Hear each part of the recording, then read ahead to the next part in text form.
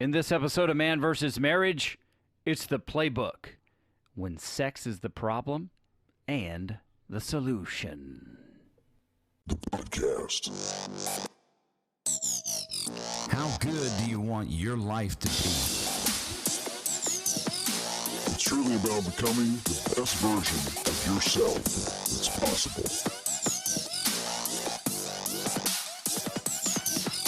This is Man vs. Marriage. The podcast.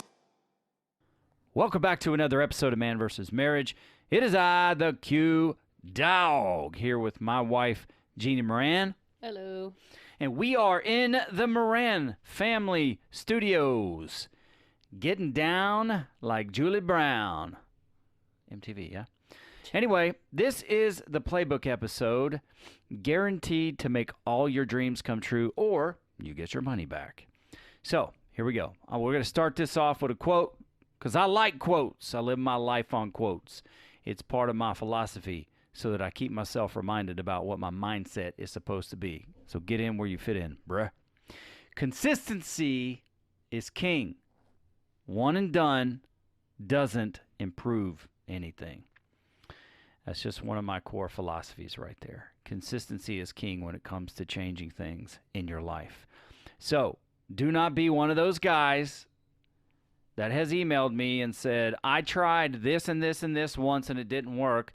You are a big fat loser. And I'm paraphrasing. You can't try these things once and be done. You need consistency. But you need to develop yourself with using these tools before you go try and impose them on other people. So please be advised. We're talking about taking responsibility for yourself first and then implementing into your marriage. Some of the tools we offer are for you to work out, and some of the tools are for you to work on. And I hope that helps you. So, the playbook episode, this is where you take these the things from the game plan, and then we give you some resources and some pointers on how you can use these on game day. You ready? Well, Jeannie is going to talk to you about some of those things right now. Take it away. Okay, so first thing we're going to tell you is you're not going to struggle alone. If you're going through something, do not go through it by yourself. You have a partner or a spouse for a reason. They are supposed to share the load. Take advantage of that. Learn to communicate. Learn to have your rules of engagement. Agree on your rules of engagement. Have those hard conversations. Tell each other what's really going on. Don't just kind of graze over the top of the situation. Those little arguments, those little ticks that are coming up, question them. If she's getting frustrated and she's getting snippy, you better ask questions. Find out what's going on. If you're getting snippy, check it and tell her the truth. What's going on? Is it work? Is it you? Is it her? Is it something going on with finances? Whatever it is, even when it's those conversations that you don't want to have. Quincy and I have these all the time. We do not like talking about money together, but it has to be done. So now it's done weekly because it has to be done. Good, bad, or ugly, it has to happen. Make sure that you are discussing your sex life. If you don't have a plan in place, I thought this was the stupidest thing at first when we went to that conference and they were like, put on your calendar how many days in a week you guys agree to have sex. I was like, you've got to be kidding me. I'm not penciling in my husband. No. But come to find out. And then It wasn't necessarily, okay, every Tuesday and Thursday is going to be sex night, honey. Are you going to be ready on Tuesday and Thursday at 9 o'clock? You need to drop your drawers and this is what's going to happen. yes, I'll be ready. No. Were you asking me? No. Oh. You're going to wait that long? Hey, honey. I know what number we agreed on. Exactly. But if Tuesday and Thursday are two of those days, I'm down. I know. Go ahead. The point, though, wasn't necessarily what Quincy and I came up with is we modified. Rather than penciling in the days that we were going to do this, because I don't like planning sex. I do like knowing Quincy and I have a number. We'll say it's 3 times a week. If we haven't had sex 3 times that week, it doesn't mean that we're broken. It just means what happened this week. Are we taking care of each other? Yeah. What did we miss a need somewhere? Do we need to have a conversation with something different? Sometimes it will be we talk in the morning. We say, hey, this is happening later. Got to get in the headspace. This is what's going on. And something will come up in that day, and maybe we won't get together that night. But there is always a conversation of, I need a rain check. Rain check. Another buzzword. Rain check. You need to have that conversation. Do not just go to bed and go, you know what, I'm just tired. Because I'm telling you right now, you just planted the seed of rejection. I don't care if it was intentional or not. I still struggle with this. If I'm in the mood and I don't say something and he turns over to go to sleep and I'm like, he's just tired, he's worn out, I'm just going to let him sleep. I will go to bed frustrated as all hell, and then I'm pissed because I know if I would have woke you up, if I just would have woke you up, it only takes a few minutes. I could have woke you up and I could have satisfied what I needed, and you would have been happy and gone right back to a deeper sleep. And I didn't do it. Or you didn't do it. In the same token, if you've talked about having sex and your wife has talked to you all day about having sex, and don't rev the engine if you're not going to drive the car. That's right. Revving the engine and then going to bed and going right to sleep without saying anything, that used to tear me up inside. Yeah. And look, we were going through a lot. We were going through hell at the time because Kirsten was not sleeping, so she'd be up until like 2 a.m. But I finally had to communicate to say, look, I understand that you're going through this. I go through this on the weekend, so you don't have to. But if we talked all day about having sex, and then you come to bed and you just go to sleep and you don't say, hey, honey, at least, hey, I know we talked about having sex, but can we this is before we did the rain check. Just acknowledge that that I'm important and that we're going to try again at another time, as opposed to just going to bed and then leaving me hanging, so to speak. Gosh, there's not a better way to say that, but that was a game changer for us because it makes me feel like you really do care. I have no hard feelings anymore because I know what you've just gone through or what you had gone through or what's happening. The rain check was freaking game changer for our relationship when it came to sex. So I'm going to throw out a few resources here. And the reason I'm doing this is because I want you to listen to them. Do not listen to these with your kids in the car. Do not listen to these around your in-laws. Kim Anami is very colorful, point blank, raw, to the point, all about sex. Everything that she deals with is sex. And she has no problem describing things very vulgarly. And it's actually not vulgar. It's not vulgar to me, but I wouldn't listen to it in front of my 9-year-old or 12-year-old kid. I wouldn't listen to it in front of any of my kids. But it's sex. It's intimacy. So, yes, I You're an totally adult. agree. You can handle it. Yeah. But the reason I'm going to tell you to go listen, these 2 episodes in particular, is because you'll understand what's important to a woman to turn her on and what's important to a man to turn him on. If you can get your spouse to watch these or listen to these with you, they're on YouTube, do it. It's awkward. It's uncomfortable. Quincy and I have watched a few of these and been like, oh my gosh, I feel really weird. We're both blushing. But it opened up communication that we were not having. Yeah. And that's the importance of it. Sure did. It's Kim Anami. It's Anami on YouTube. She has 2. One is What Turns a Man On. And one, it's actually called Men's Biggest Turn On. And the other one is called Women's Biggest Turn On.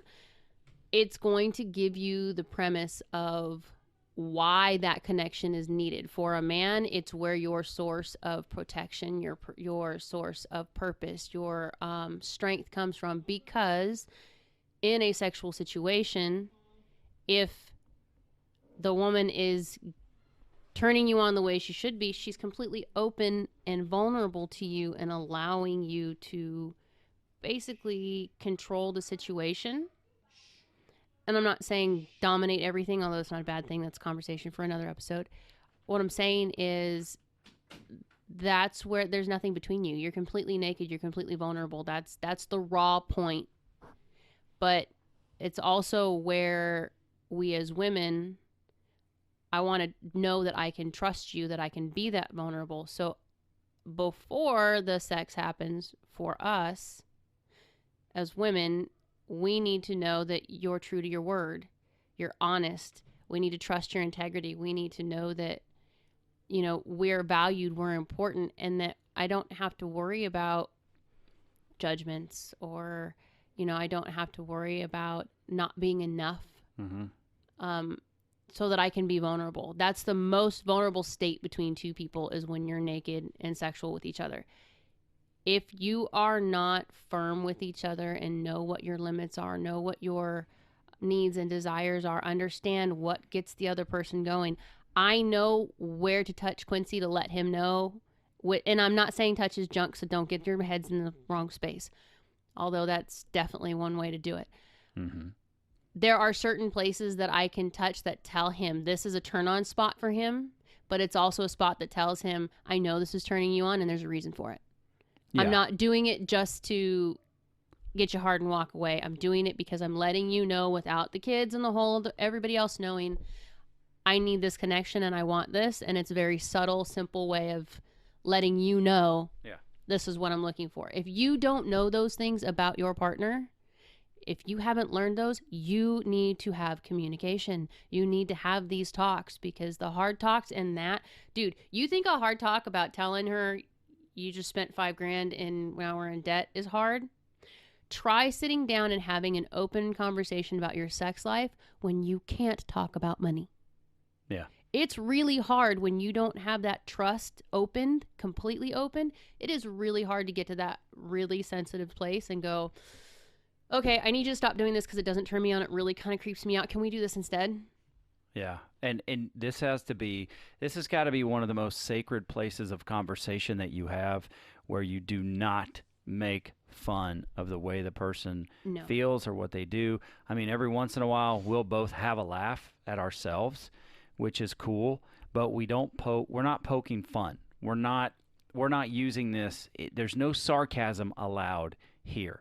It's how you feel. And I just want to repackage something you said, because I heard you say this, which I know what you mean, but if she's turning you on like she's supposed to, I think a better way to kind of say that is, if she is turning you on in the most effective way possible, it's going to open you up.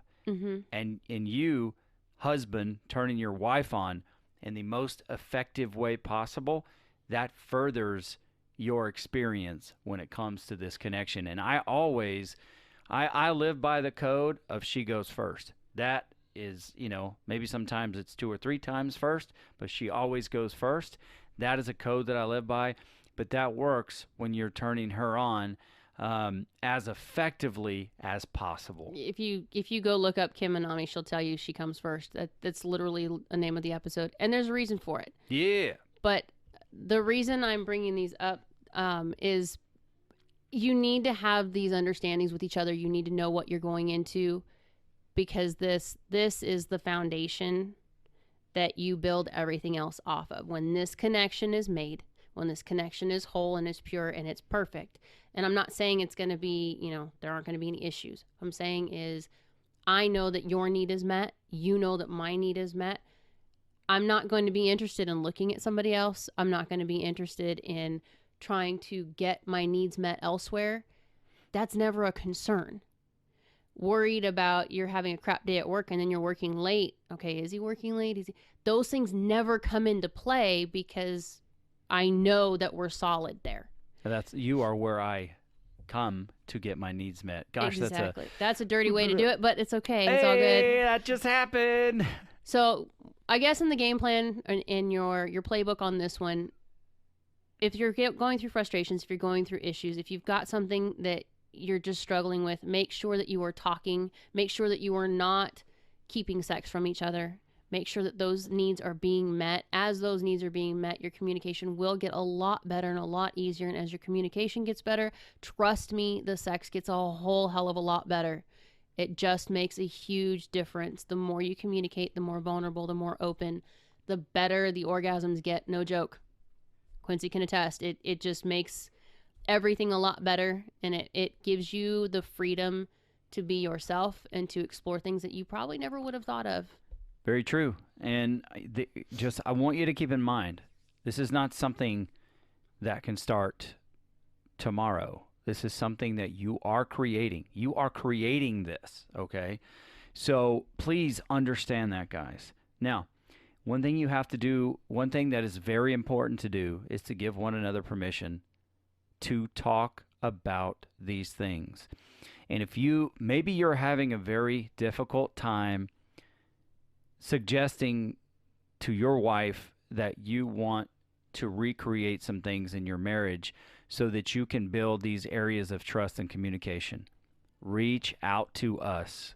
That is what we are here to do, is to be an assist, to be somebody, a player on the field to assist you in this game, in this marriage. So reach out to us. Even though I just did a crap job of coming up with the right words, reach out to us. Jeannie can help you. I can help you in how to broach this or bring this to your wife.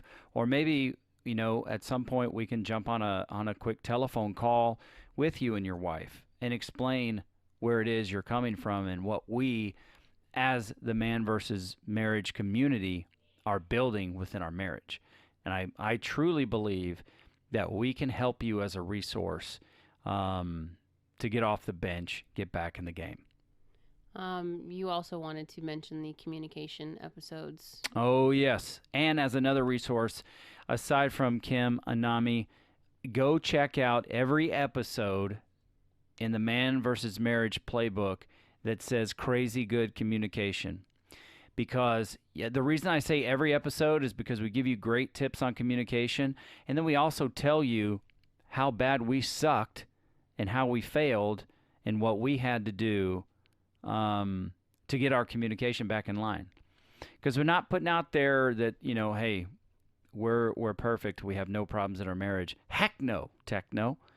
We still have plenty of things that we need to work on, but that's because this particular relationship continues to evolve. It continues to grow. We continue to change as people, and that's a good thing. And we want to help you become the best version of you so that your marriage can be as good as you want it to be. Fair enough? Fair enough. Good, I'm going to bite you in a minute. I love you, baby. All right. She is Jeannie Moran, and I am Quincy Moran, a.k.a. the Q-Dog, and this is Man versus Marriage. The podcast. How good do you want your life to be? You gotta live on purpose, for a purpose. It's truly about becoming the best version of yourself that's possible. This is Man vs. Marriage, the podcast.